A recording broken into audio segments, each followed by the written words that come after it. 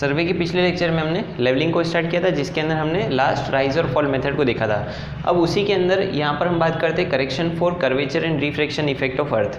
ये क्या होता है? तो सबसे पहले हम कर्वेचर की बात करें पृथ्वी की, तो पृथ्वी की जो सरफेस होती है वो कुछ इस टाइप से कर्व्ड है। तो जब हम उसके ऊपर कोई भी इंस्ट्रूमेंट रख के और रीडिंग्स लेने की कोशिश करते हैं, ये हमारी हॉरिजॉन्टल लाइन है, ठीक है, और यहाँ पर हमने एक स्टाफ खड़ा कर रखा है। तो यहाँ पर हम देखेंगे कि जो भी रीडिंग होती है वो पृथ्वी के कर्वेचर इफेक्ट के कारण थोड़ी सी हमको ज़्यादा मिलती है, ठीक है, क्योंकि यहाँ पर हमको दिख रहा है कि ये हमारी हॉरिजॉन्टल लाइन ऐसे जा रही है। तो एक्चुअल में अगर ये होना चाहिए तो वो कुछ इस टाइप से होना चाहिए था, मतलब कि जो हमारी लेवल लाइन है पृथ्वी की, मान लो ये हमारी अर्थ सरफेस है और ये हमारी लेवल लाइन है, तो इसके पैरेलल लाइन ऑफ साइट जानी चाहिए। लेकिन यहाँ पर कर्वेचर इफेक्ट के कारण हमको थोड़ी सी रीडिंग ज़्यादा मिलती है। तो मतलब कि यहाँ पर हम लिखेंगे इफेक्ट ऑफ कर्वेचर कितना होता है, तो इफेक्ट जो आता है वो प्लस में आता है और उसकी वैल्यू होती है d²/2r, ठीक है। मतलब कि हमको रीडिंग ज़्यादा मिल रही है, हम इसीलिए हमने यहाँ पर इफेक्ट को प्लस में लिखा है। तो जो इसका करेक्शन लगेगा वो लगेगा माइनस में d²/2r। जो भी वैल्यू आएगी उसमें से हम d²/2r को माइनस कर देंगे। d क्या होता है? तो इंस्ट्रूमेंट और स्टाफ के बीच में डिस्टेंस होती है ये, और r जो होता है वो अर्थ की रेडियस होती है,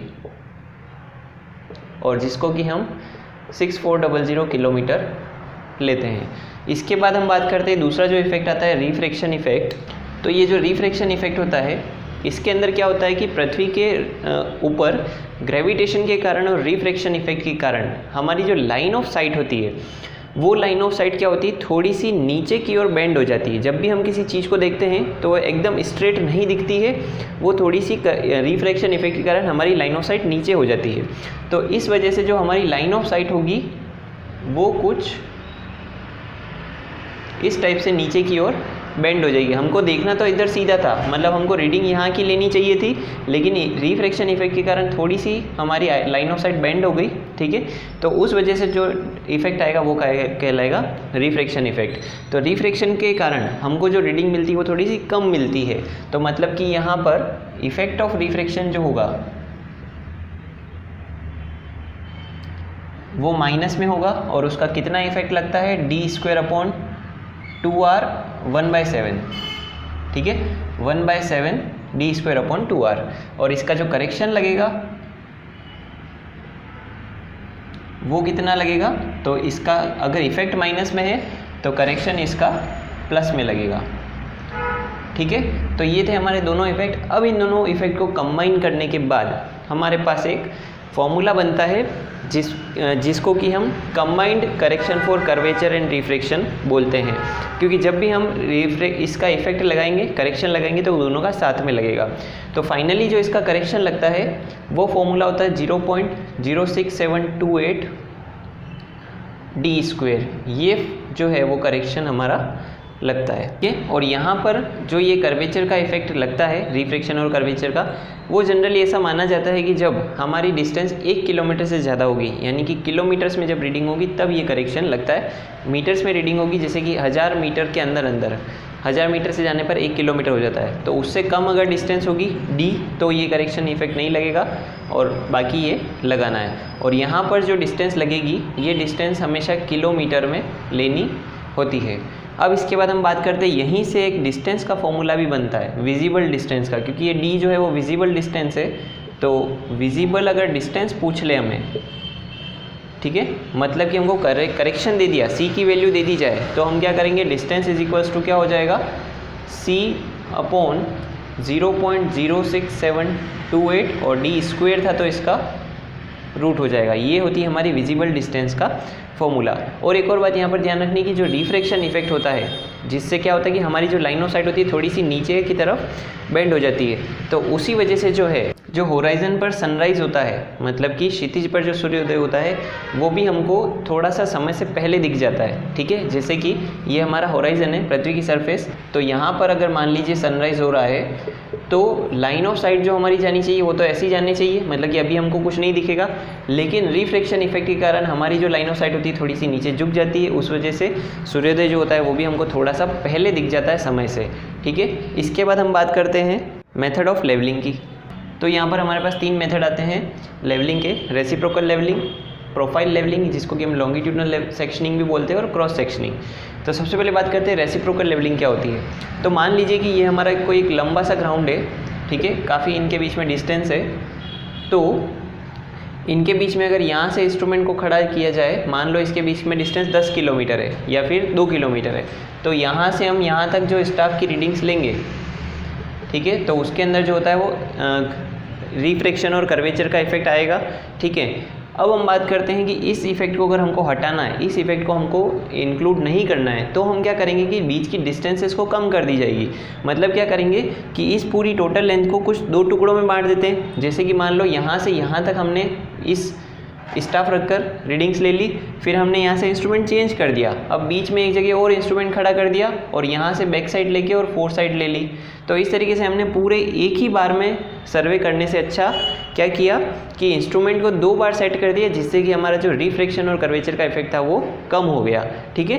तो अगर हमको कर्वेचर और उस करेक्शन से बचना हो तो उसके लिए हम क्या करेंगे कि इंस्ट्रूमेंट को बीच में भी किसी 1-2 पॉइंट्स पर सेट कर देंगे, जिससे कि क्या होगा कि पॉइंट उनके बीच की डिस्टेंसेस कम हो जाएगी और फिर ये इफेक्ट नहीं लगेगा। लेकिन अगर कोई ऐसी कंडीशन है कि बीच में हम इंस्ट्रूमेंट नहीं लगा पा रहे हैं, जैसे कि मान लो कोई एक रिवर है, ठीक है, तो यहाँ पर हमको इंस्ट्रूमेंट खड़ा करना पड़ेगा और यहाँ पर स्टाफ लगाना पड़ेगा, ठीक है। तो अब बीच में जो है वो इंस्ट्रूमेंट खड़े करने की जगह नहीं है, मतलब कि इसके अंदर हमको कर्वेचर और रिफ्लेक्शन का इफेक्ट तो लगाना ही पड़ेगा। तो इस स्थिति में हम क्या करते हैं, रेसिप्रोकल लेवलिंग को यूज़ में लेते हैं, जिसमें एक बार इंस्ट्रूमेंट को इधर रखकर इधर की रीडिंग ली जाती है, ठीक है, कुछ इस टाइप से। ये जैसे हमारी हॉरिजॉन्टल लाइन जा रही है तो हमारा जो रिफ्लेक्शन और कर्वेचर का जो इफेक्ट आएगा वो कुछ नीचे की तरफ ऐसे जाएगा। तो एक बार हम क्या करते हैं, एक बार इंस्ट्रूमेंट इधर रख के इधर की रीडिंग लेते हैं, फिर हम दूसरी बार में क्या करते हैं, एक बार इंस्ट्रूमेंट को इधर रख के इधर स्टाफ की रीडिंग लेते हैं। तो इस प्रोसेस को बोलते हैं हम रेसिप्रोकल लेवलिंग। तो ये कब की जाएगी, जब बीच में कोई इंस्ट्रूमेंट खड़े करने की जगह नहीं हो और हमको कर्वेचर और रिफ्लेक्शन का इफेक्ट जो है वो उसको एलिमिनेट करना हो। फिर दूसरी बात आती है प्रोफाइल लेवलिंग की।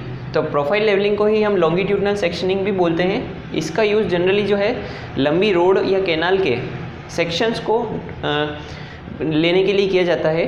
जैसे कि कोई एक रोड जा रही है, ठीक है, इस डायरेक्शन में, तो इसके ये जो उतार चढ़ाव है, इसका जो लेवल है वो लेने के लिए हम क्या करते हैं, प्रोफाइल लेवलिंग को काम में लेते हैं। लॉन्गिट्यूडनल डायरेक्शन में सर्वे करते हैं, इसलिए उसको बोलते हैं हम लॉन्गिट्यूडनल सेक्शनिंग।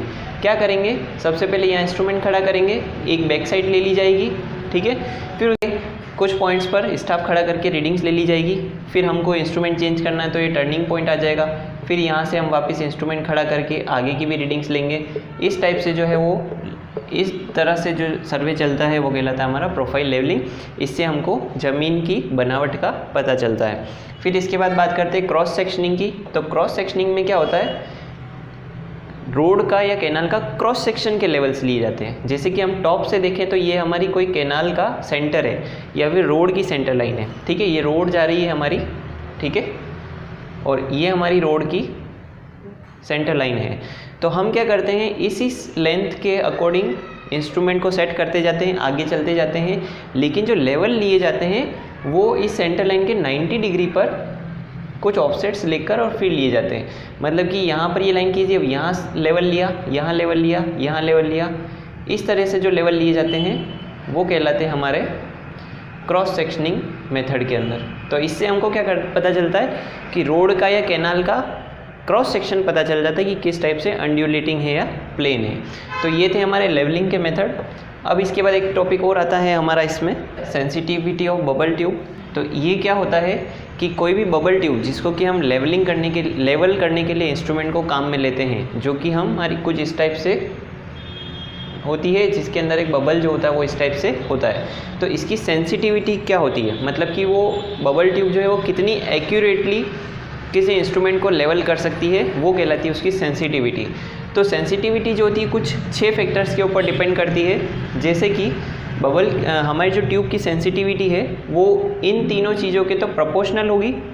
क्या क्या है? Radius of curvature of bubble tube, मतलब कि बबल ट्यूब कितनी बेंड की गई है, क्योंकि जब भी हमारी बबल ट्यूब होती है तो वो कुछ इस टाइप से बेंड होती है ऊपर की तरफ, तो बबल जो होता है वो हमेशा ऊपर की तरफ बना रहता है। तो इसकी रेडियस ऑफ कर्वेचर जितना ज़्यादा होगा उसकी सेंसिटिविटी जो होगी उतनी ही ज़्यादा होगी। फिर आता है डाया ऑफ बबल ट्यूब, मतलब कि बबल ट्यूब कितनी मोटी है, जितनी मोटी बबल ट्यूब होगी उसकी सेंसिटिविटी उतनी ही ज़्यादा होगी, वो उतनी ही ज़्यादा एक्यूरेटली लेवल कर सकेगी किसी भी इंस्ट्रूमेंट को। फिर आता है लेंथ ऑफ बबल ट्यूब, ठीक है, लेंथ ज़्यादा होगी तो भी सेंसिटिविटी ज़्यादा होगी। फिर इसके बाद बात करते हैं इन्वर्सली प्रोपोर्शनल कौन कौन से होते हैं। तो सेंसिटिविटी जो होती है विस्कोसिटी ऑफ लिक्विड, विस्कोसिटी के इन्वर्सली प्रोपोर्शनल होती है, मतलब कि जो द्रव का गाढ़ापन है वो जितनी विस्कोसिटी ज़्यादा होगी सेंसिटिविटी उतनी ही कम होगी। इसीलिए जो इसके अंदर ईथर या फिर अल्कोहल को भरा जाता है क्योंकि उनकी विस्कोसिटी काफ़ी कम होती है। फिर आता है टेम्परेचर, टेम्परेचर भी जितना ज़्यादा होगा सेंसिटिविटी उतनी ही कम होगी। और फिर आता है रफनेस ऑफ ट्यूब, जितनी रफ ट्यूब होगी उसकी सेंसिटिविटी उतनी ही कम होगी। तो यहाँ ये थी सेंसिटिविटी। अब सेंसिटिविटी का एक फॉर्मूला है, रिलेशनशिप बोल सकते हैं उसको हम, theta equal to alpha upon N equal to 1/r equal to S upon N D. ठीक है, यहाँ पर किस को क्या बोलते हैं, जो थीटा होता है एंगल मेड बाय 1 डिवीजन पर सेंसिटिविटी, एल होती है लेंथ ऑफ 1 डिवीजन। ये डिवीजन क्या है, तो हमारी बबल ट्यूब जो होती है उसके ऊपर भी कुछ इस टाइप से निशांस बने हुए होते हैं, उनकी बात कर रहे हैं हम यहाँ पर। आर होता है रेडियस ऑफ कर्वेचर, एस होता है स्टाफ इंटरसेप्ट, डी होता है distance between staff and bubble tube. ठीक है, और यहाँ पर जो ये एन होता है वो होता है नंबर ऑफ डिविजन्स, यहाँ पे कितने डिविजन्स किए हुए हैं। तो ये इतना ज़्यादा इंपॉर्टेंट नहीं है, फिर भी आपको इसके बारे में थोड़ा पता होना चाहिए। सेंसिटिविटी किस किस के ऊपर डिपेंडेंट करती है, तो ये टॉपिक्स होते हैं। इसके बाद हम अगले लेक्चर में टेक्योमेट्रिक लेवलिंग स्टार्ट करेंगे।